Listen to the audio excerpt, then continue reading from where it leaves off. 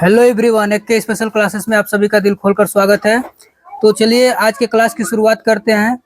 हम लोग फिजिक्स का क्लास 10th का जो है गोलीय दर्पणों द्वारा प्रकाश का परावर्तन पढ़ रहे हैं, ठीक ना। उसमें लगभग जो है चैप्टर अब समाप्त होने वाला है।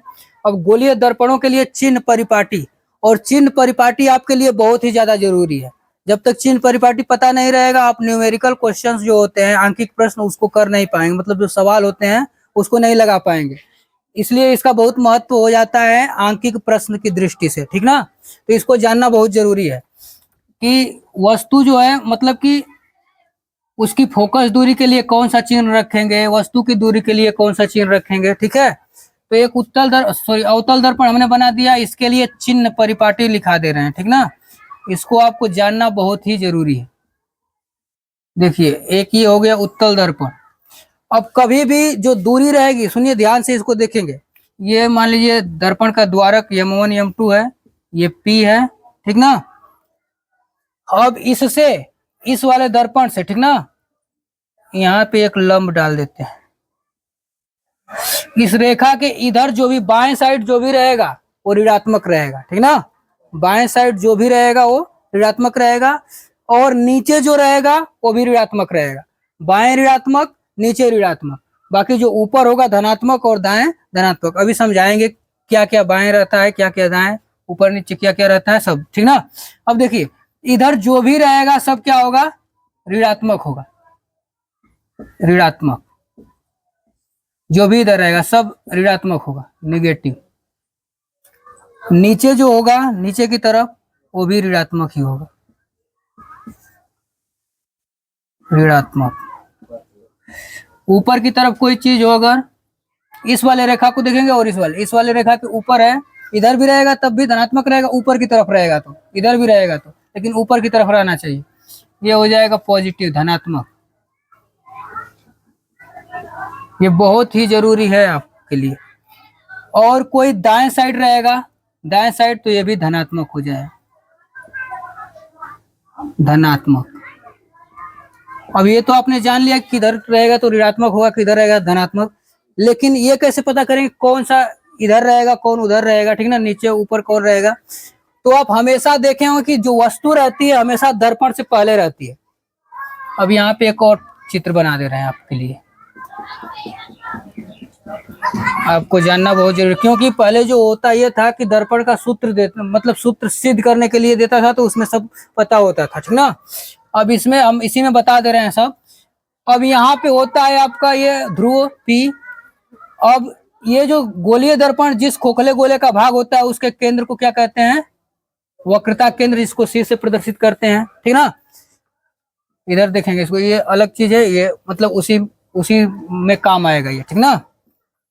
इसके आधे दूरी को क्या कहते हैं, फोकस। अब देखिए, ये जो केंद्र, मतलब मान लीजिए वृत्त जो होता है उसके केंद्र से परिधि की दूरी को क्या कहते हैं, त्रिज्या कहते हैं। तो ये भी त्रिज्या हो जाएगी, ठीक ना। ये हो जाएगी आपकी त्रिज्या R से, जिसको प्रदर्शित करते हैं कैपिटल R से।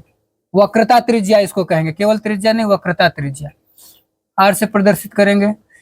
वस्तु कहीं भी रहेगी, मान लीजिए ये वस्तु है, ठीक ना, कोई ऑब्जेक्ट है, वस्तु है AB, तो वस्तु की दूरी, वस्तु कर लेते हैं, वस्तु की जो दूरी होती है उसको U से प्रदर्शित करते हैं। यहां से यदि नापेंगे, ठीक ना, तो उसको U से प्रदर्शित करते हैं, U से, ठीक ना। और प्रतिबिंब जहां बनेगा, मान लीजिए कहीं प्रतिबिंब आपका बन रहा है, ठीक ना, यहाँ प्रतिबिंब यहाँ रहती है तो वस्तु, तो कहाँ प्रतिबिंब बनता है, ऐसा ना बनता है। एक मान लीजिए बना ही देते हैं, फोकस से ले जाएंगे, ठीक ना।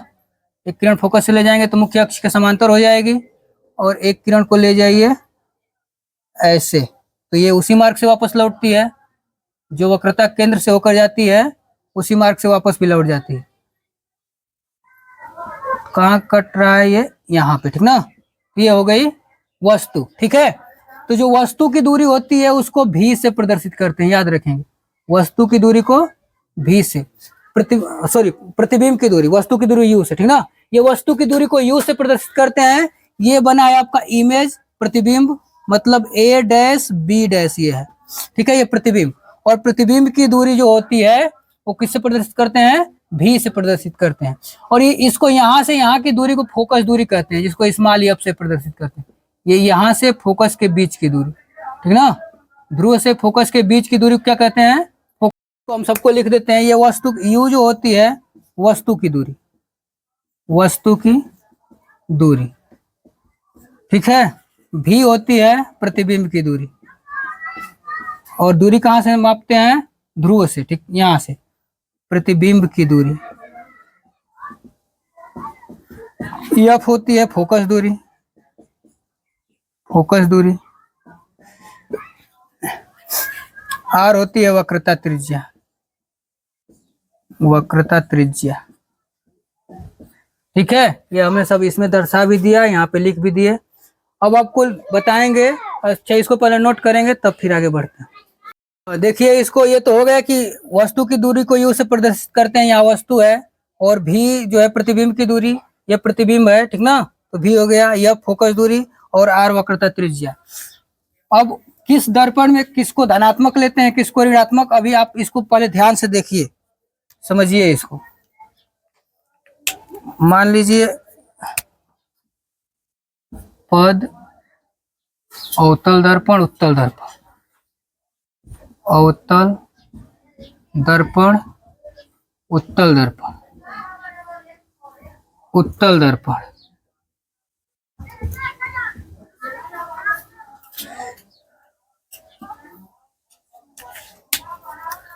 इसमें देखिए फोकस दूरी, फोकस दूरी,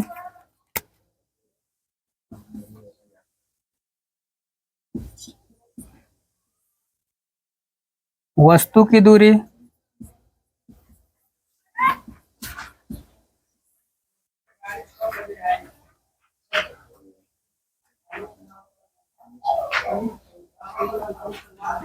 वास्तविक प्रतिबिंब की दूरी, वास्तविक प्रतिबिंब की दूरी,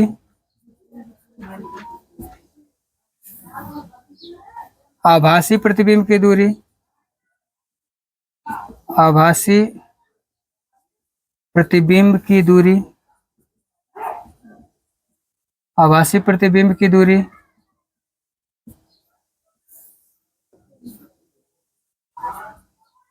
वस्तु की लंबाई,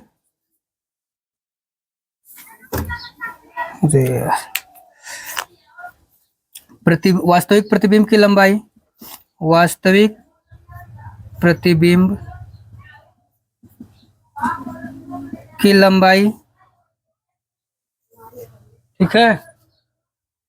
और उसके बाद आभासी प्रतिबिंब की लंबाई, आभासी प्रतिबिंब, प्रतिबिंब की लंबाई, इसको देख लेंगे।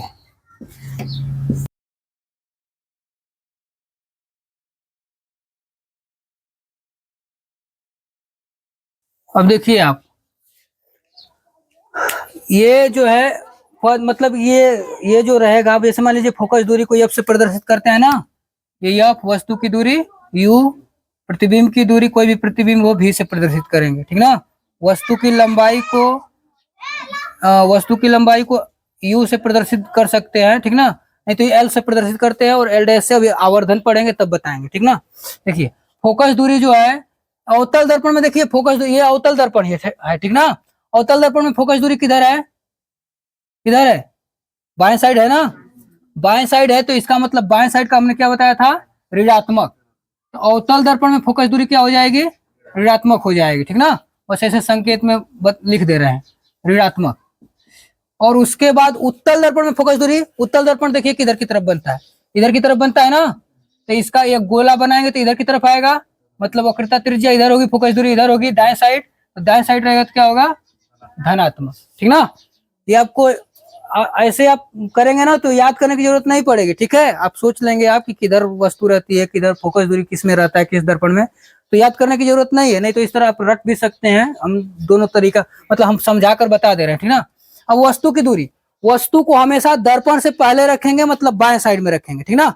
वस्तु हमेशा इधर ना, दोनों दर्पण में था, दोनों दर्पण का दर्पणों द्वारा प्रतिबिंब बनना पड़े थे हम लोग, दोनों में इधर ही वस्तु थी, मतलब बाएं साइड, तो ऋणात्मक, चाहे उत्तल हो चाहे अवतल, दोनों में ऋणात्मक। वास्तविक प्रतिबिंब बाएं साइड ही बनता है, दर्पण से पहले बन जाता है, मतलब बाएं साइड। तो बाएं साइड रहेगा तो क्या होगा, ऋणात्मक। और लेकिन वास्तविक प्रतिबिंब केवल अवतल दर्पण में बनता है। उत्तल दर्पण में कहीं वास्तविक प्रतिबिंब बना था? केवल दो स्थिति थी ना, दोनों दर्पण के पीछे बना था, दोनों आभासी प्रतिबिंब बना था, तो इसमें लागू नहीं है, इसके लिए वो लागू ही नहीं, क्योंकि इसमें जो है वास्तविक प्रतिबिंब बनेगा ही नहीं, लागू नहीं।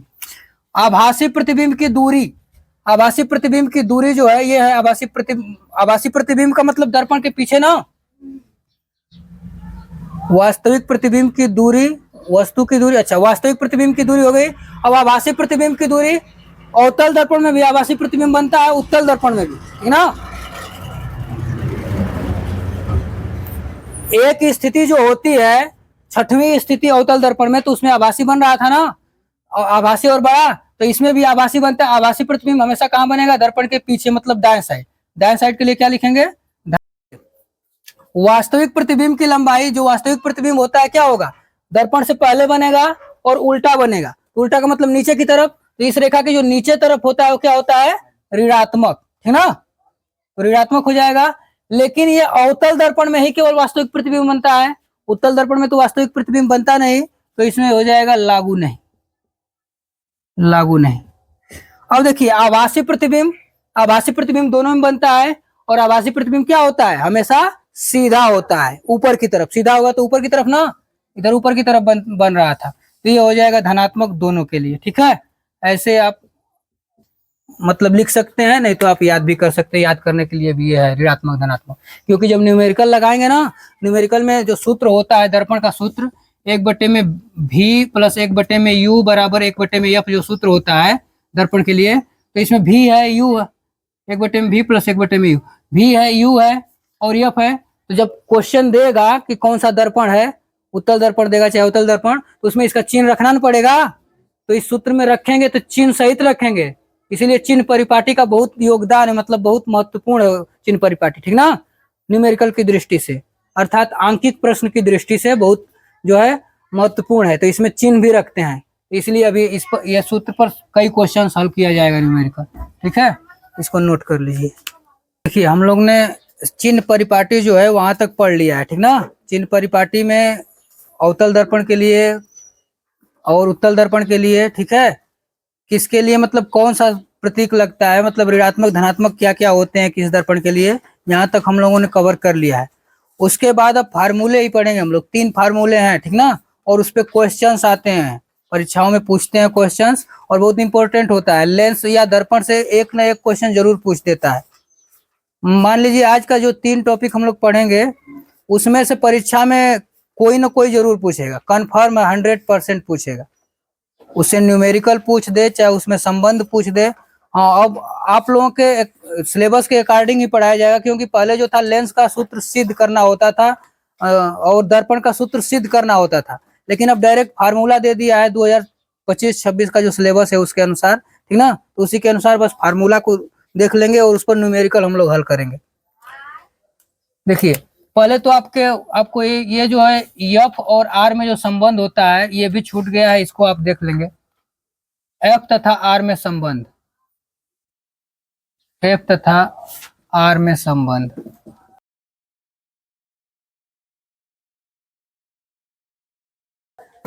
एफ तथा आर में संबंध, ये देखिए बहुत महत्वपूर्ण होता है। इससे तो अक्सर जो है 1 नंबर के बहुविकल्पी में पूछता है क्वेश्चन, इससे ना डायरेक्ट पूछ देता है, ये लगभग हर बार पूछता है, शायद एक बार मिस करता है, नहीं तो इससे पूछता ही है एक क्वेश्चन कि दे देता है, मतलब फोकस दूरी दे देगा और वक्रता त्रिज्या पूछ देगा, चाहे वक्रता त्रिज्या दे देगा, फोकस दूरी पूछ देगा, ठीक ना। तो इसमें संबंध क्या होता है, तो एफ और आर में संबंध होता है कि एफ बराबर होता है स्मॉल एफ, कैपिटल एफ लिखेंगे तो फोकस हो जाएगा, ये फोकस दूरी।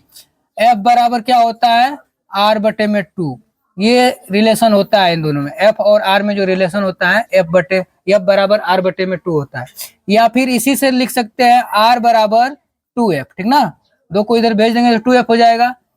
ये दोनों बहुत ही इंपॉर्टेंट है, ठीक ना, बहुत महत्वपूर्ण है, तो इसको ध्यान में रखेंगे। ये होता है जहां एफ बराबर क्या होता है ये भी लिख देते हैं, फोकस दूरी, फोकस दूरी एफ होती है, और आर क्या होता है, वक्रता त्रिज्या, ये हम पहले बता चुके हैं। हाँ, अब लिखेंगे हम लोग दर्पण सूत्र, ठीक ना। दर्पण सूत्र जानिए क्या होता है, ये भी बहुत इंपॉर्टेंट है। दर्पण सूत्र ये आंकिक प्रश्न की दृष्टि से, क्योंकि ये फार्मूला ही है तो आंकिक प्रश्न में ही इसका प्रयोग होगा, जाहिर सी बात है। दर्पण सूत्र इसी को कहते हैं एफ भी तथा यू में संबंध, मतलब एफ भी और यू में संबंध क्या होता है, वही उसी को दर्पण सूत्र भी कहते हैं, ठीक ना। एफ भी तथा यू में संबंध, एफ भी तथा यू में संबंध। देखिए ये जो होता है फार्मूला 1/f बराबर 1/u प्लस 1/v, यही होता है, यही मुख्य फार्मूला है, ठीक ना। और इस पर न्यूमेरिकल लगभग हर वर्ष पूछता है, लगभग। मान लो किसी वर्ष नहीं पूछा होगा, वो अलग की बात है, नहीं तो इन दोनों में से किसी न किसी एक से जरूर पूछता है। इससे तो अक्सर पूछता है, और इससे पूछता है तो मतलब बड़ा ज्यादा नंबर का पूछेगा, इससे 1 नंबर का बस पूछेगा, क्वेश्चन पूछेगा तो बहुविकल्पी में पूछेगा, इससे पूछेगा तो ज्यादा नंबर का पूछेगा। तो यहाँ पे यफ जान नहीं रहे हैं, यफ क्या है, यू होती है वस्तु की दूरी, भी हो गई प्रतिबिंब की दूरी,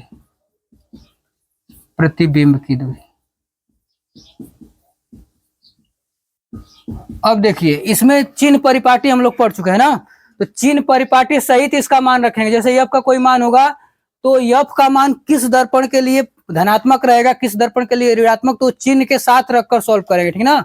अभी हम लोग न्यूमेरिकल सॉल्व करेंगे तब पता चलेगा, इसको नोट करिए पहले। हाँ, अब इसके अलावा एक जो होता है रेखीय आवर्धन, रेखीय आवर्धन को जान लेते हैं वो क्या होता है। और रेखीय आवर्धन लास्ट टॉपिक है, इसके बाद जो है थ्योरेटिकल पोर्शन जो है वो खत्म हो जाएगा, बस अब न्यूमेरिकल बचेगा, बस क्वेश्चन सॉल्व करना होगा। रेखीय आवर्धन हेडिंग लिखेंगे, रेखीय आवर्धन,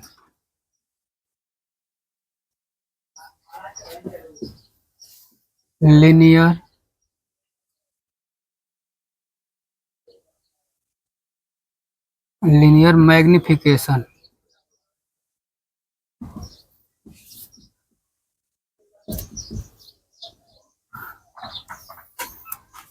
देखिए क्या है, ये प्रतिबिंब की लंबाई तथा वस्तु की लंबाई के अनुपात को रेखीय आवर्धन कहते हैं, ठीक ना।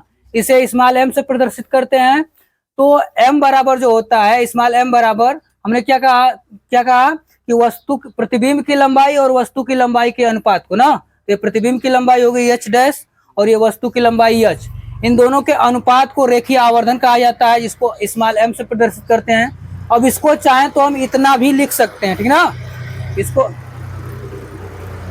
इसको हम चाहें तो इतना भी लिख सकते हैं, क्योंकि ये भी प्रतिबिंब है और ये वस्तु है, ये भी प्रतिबिंब, मतलब ये लंबाई है और ये दूरी है, ठीक ना। अब इन तीनों को एक साथ लिखा जाए तो इतना लिखा जा सकता है, ठीक है, ये तो हो गया। अब रेखीय आवर्धन बताता क्या है, रेखीय आवर्धन का मतलब ये हुआ कि ये यह बताएगा कि वस्तु का जो प्रतिबिंब बना है वो कितना बड़ा बना है, ठीक ना।